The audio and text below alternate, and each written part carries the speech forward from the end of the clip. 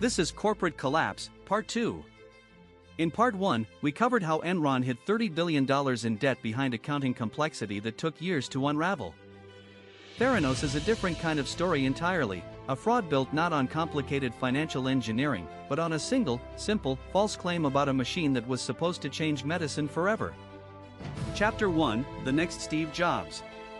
Elizabeth Holmes founded Theranos in 2003, at 19 years old, after dropping out of Stanford University during her sophomore year. Her pitch was extraordinarily compelling: a machine, eventually named the Edison, that could run hundreds of standard medical tests, cholesterol, diabetes markers, infections, even early cancer indicators, from a single small drop of blood taken with a finger prick, rather than the multiple vials drawn from a vein that traditional blood testing requires. The pitch promised faster results, lower costs, and a technology simple enough to eventually put in pharmacies and even homes. It is difficult to overstate how effectively Holmes sold this vision. She adopted a uniform of black turtlenecks, consciously modeled on Steve Jobs, and cultivated an unusually deep-speaking voice that former employees later said she deliberately affected.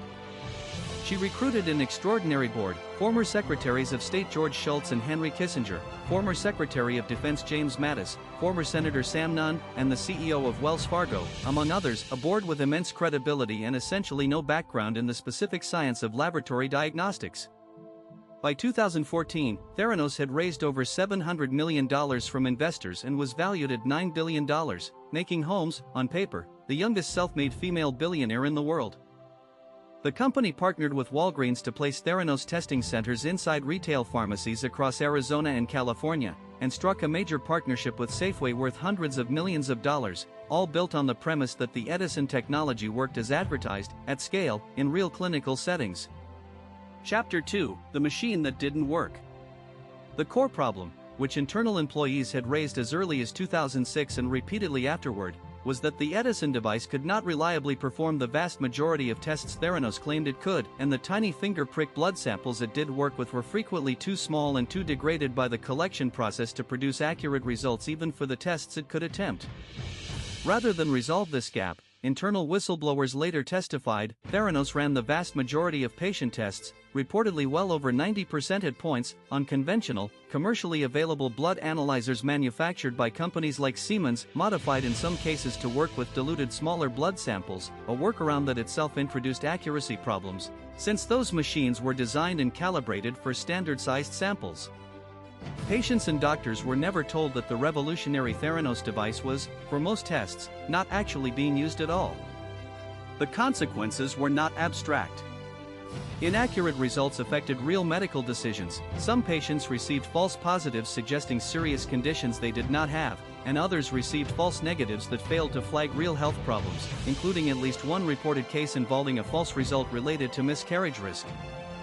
Employees who raised concerns internally described a culture of intense secrecy, non-disclosure agreements enforced aggressively, and direct threats of legal action against anyone who spoke to outsiders, including, eventually, a lawsuit threat against the family of a whistleblower, Tyler Shultz, grandson of board member George Shultz, who had gone to Holmes directly with his concerns and was rebuffed. Chapter 3, The Journalist Who Wouldn't Let It Go. The fraud began to publicly unravel in October 2015, when Wall Street Journal investigative reporter John Carreyrou published a story built substantially on information from Tyler Shultz and a second whistleblower, laboratory director Erica Chung.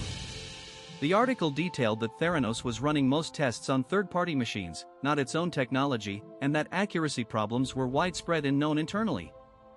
Theranos' response was aggressive denial and legal threats against Carreyrou, the journal, and the whistleblowers themselves, a strategy that had worked for years to suppress internal dissent, but failed against a national newspaper with the resources to keep investigating. Federal regulators, including the Centers for Medicare and Medicaid Services and the Food and Drug Administration, opened their own inquiries. In 2016, regulators revoked Theranos' license to operate its California lab and banned Holmes from owning or operating a blood testing laboratory for 2 years. Walgreens terminated its partnership and